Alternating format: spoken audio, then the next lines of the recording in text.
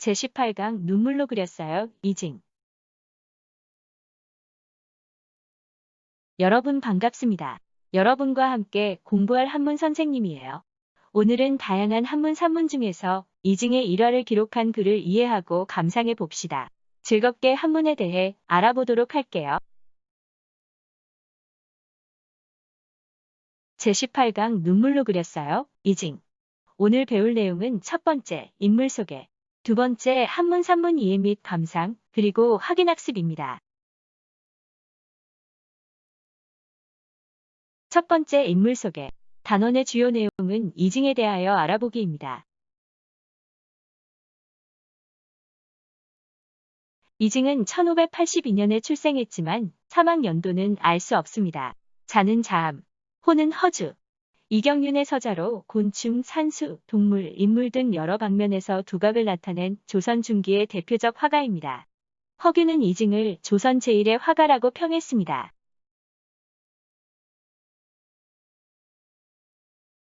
어린 시절 이징의 모습입니다. 여기서 잠깐, 이 단원의 제목이 뭐죠? 네, 눈물로 그렸어요. 이징입니다. 그렇다면 어린 이징은 눈물로 그림을 그리고 있는 거네요. 왜 눈물로 그림을 그리고 있을까요? 여러분도 한번 생각해 보세요.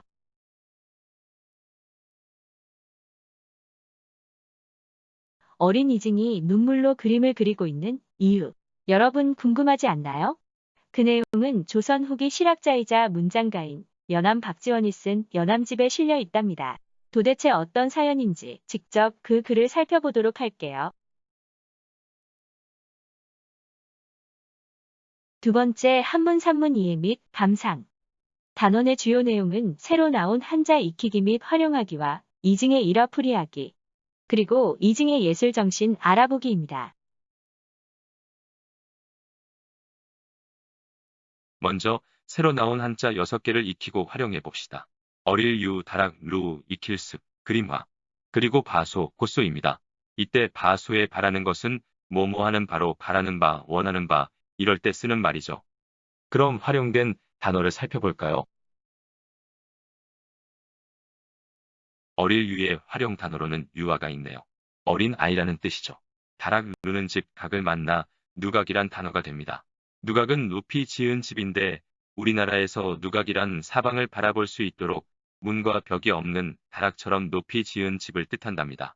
경복궁의 경회로나 남원의 광활루, 진주의 촉성루가 대표적 누각입니다. 연습은 익힐연과 익힐습이 결합된 단어로 여러 번 반복하여 숙달되다라는 뜻이죠. 다음으로 그림화가 활용된 초상화는 함께 본뜬 그림이네요. 만일 습자와 화자를 연결해서 습하라고 하면 이것은 그림을 익히다, 그림을 연습하다 이렇게 풀이되겠죠. 마지막 주소는 살주, 곳소, 따라서 사는 곳으로 풀이됩니다. 그럼 똥 오줌 누는 곳은 뭐죠? 그렇죠. 변소. 이때도 곳소가 들어가네요. 새로 나온 한자를 좀 더 살펴볼게요. 성낼노, 볼기칠태, 끌인, 눈물로, 영화로 올려, 그리고 욕될 욕입니다. 성낼노에서 성내다는 화내다라는 뜻이죠.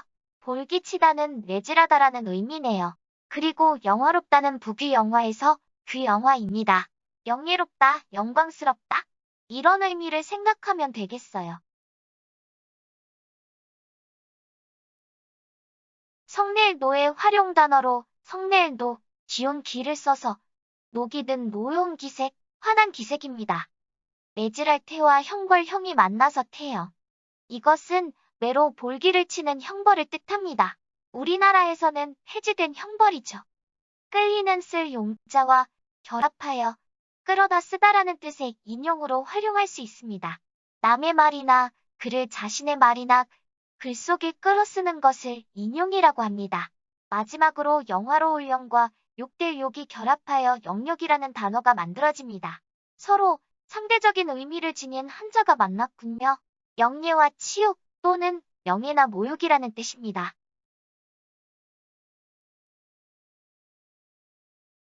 자, 이제 새로 나온 한자도 익혔으니 본격적으로 이징에 대한 일화를 읽고 풀이해 볼까요? 해석의 팁을 참고하도록 하세요.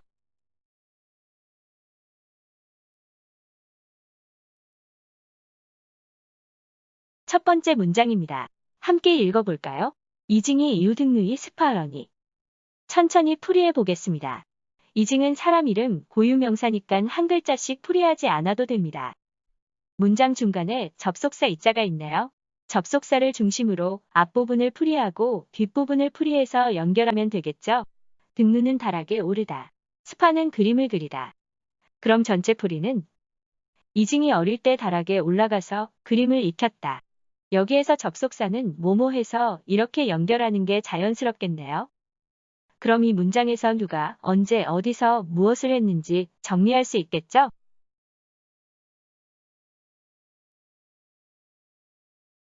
두 번째 문장입니다. 먼저 함께 읽어보겠습니다. 가실, 기, 소재라가, 3일, 내득이라. 앞부분을 보면 잃었다 했습니다. 누가 무엇을 잃었나요? 집은 그 있는 곳을 잃었다. 여기서 집 가짜는 집안 사람들을 의미하겠죠? 기소제는 그가 있는 곳으로 풀이해야겠네요. 뒷부분 3일 내득은 3일이 지나서 비로소 얻었다. 순서대로 풀이하면 되겠어요. 집안 사람들은 그가 있는 곳을 잃었다가 3일이 지나서야 비로소 얻었다. 이때 실자와 득자 풀이가 어색하네요. 실자는 내용상 몰랐다. 득자는 찾았다로 풀이하겠습니다. 다시 쭉 풀이해볼까요? 집안 사람들은 그가 있는 곳을 몰랐다가 3일이 지나서야 비로소 찾았다. 그럼 이때 그 기자가 가리키는 것은? 그렇죠. 이징이 되겠습니다. 여러분 이때 이징은 3일 동안 어디서 무엇을 하고 있었나요? 네. 다락에서 그림 연습에 몰두하느라 시간 가는 줄 몰랐던 것입니다.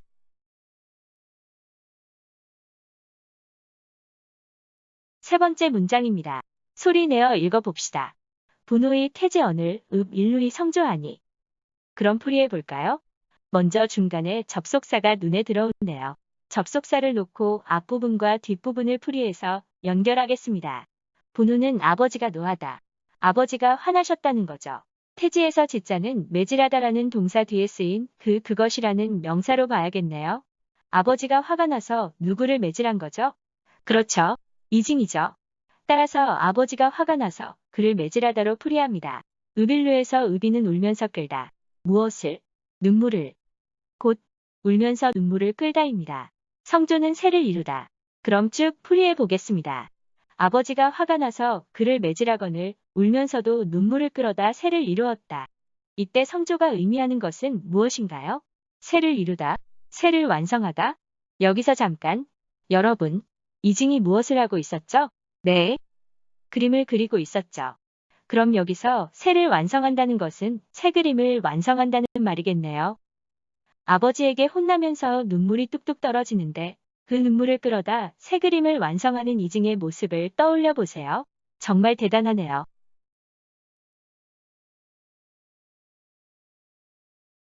네 번째 문장입니다.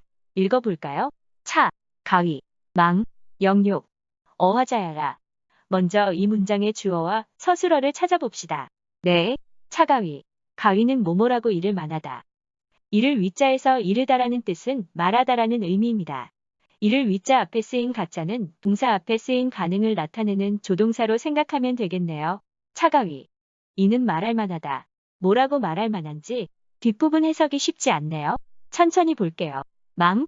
있다 무엇을? 영욕을 잊었다는 거네요. 어화에서 어조사 어는 어떻게 풀이하면 좋을까요? 네. 그림에서 영욕을 잊다로 풀이해야겠네요. 어조사 어자는 뭐뭐에서로 쓰였어요. 자, 그런데 뒤에 사람 자자가 남아있네요. 어떻게 풀이할까요? 그렇죠. 그림에서 영육을 잊은 사람. 그럼 다시 풀이해 봅시다. 이는 그림에서 영육을 잊은 사람이라고 말할 만하다. 이렇게 풀이가 되네요. 마지막에 어조사 야자는 평서형 종별사로 판단이나 확인의 어기를 나타내줍니다. 자, 그럼 망 영육 어화자, 그림에서 영육을 잊은 사람의 의미는 무엇인지 정리해 봅시다. 그림 그리는 일에 푹 빠져 영예나 치욕은 염두에 두지 않는 사람이겠네요. 이징처럼 말이죠.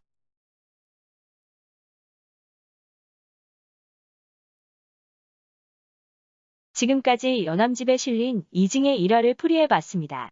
다락에 올라가 그림 연습을 하느라 시간 가는 줄도 몰랐던 이징. 아버지에게 매를 맞으며 눈물을 뚝뚝 흘리면서도 그림을 완성하고자 했던 이징. 그는 그림에 대한 집념과 열정이 대단했음을 알 수 있습니다. 조선 제1의 화가라는 평까지 받았던 이징처럼 어떤 일이든 한 분야에서 높은 경지에 이르기 위해 끊임없는 열정과 노력이 필요하다는 것을 생각하게 합니다. 이러한 내용을 표현해주는 성어가 있습니다. 발분망식, 필발, 분할분, 잊을망, 먹을식. 무슨 일을 할 때 먹는 것도 있고 힘쓴다는 뜻입니다. 불광불급, 아니불, 미칠광, 아니불, 미칠급. 미치지 않으면 미치지 못한다. 어떤 일을 하는 데 있어서 미치광이처럼 그 일에 미쳐야 목표에 도달할 수 있다는 말입니다.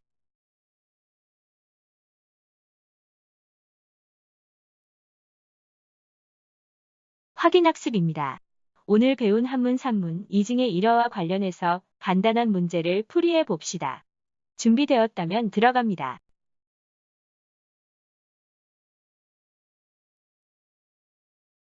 첫 번째 문제입니다.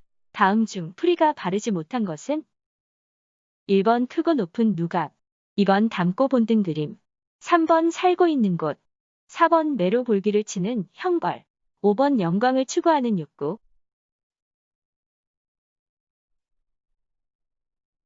정답을 찾았나요? 그럼 다음 페이지에서 확인해 보겠습니다. 정답은 5번 영욕입니다. 영예와 치욕 또는 명예나 모욕으로 풀이되죠.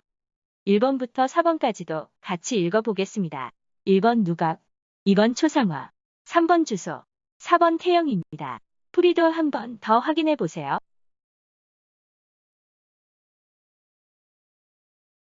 두 번째 문제입니다. 다음 문장에서 지자가 가리키는 것은 무엇일까요? 정답을 찾았나요? 그럼 다음 페이지에서 확인해 보겠습니다.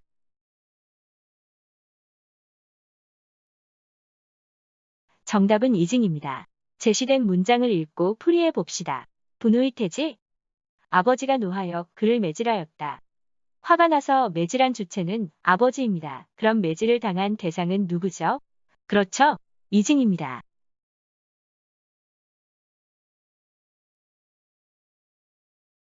세 번째 문제입니다.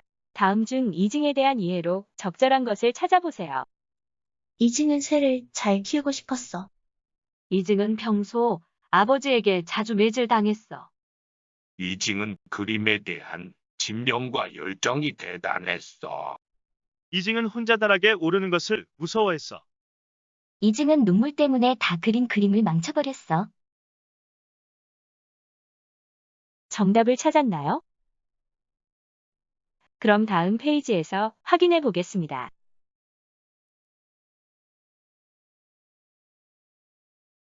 정답은 3번입니다. 이징의 일화를 되짚어 볼까요? 이징은 다락에 올라가 그림 연습을 하느라 시간 가는 줄도 몰랐어요. 무려 3일 동안이나 그랬죠. 또 아버지에게 매를 맞는 고통 속에서도 그림을 완성하고자 했죠. 이렇게 이징은 그림에 대한 집념과 열정이 남달랐던 인물이었어요.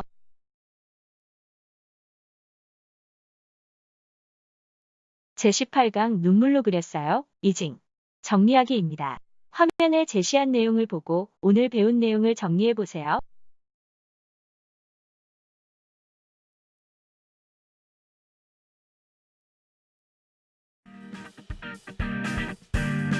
수고하셨습니다. 제18강 눈물로 그렸어요. 이징. 여기서 마치겠습니다.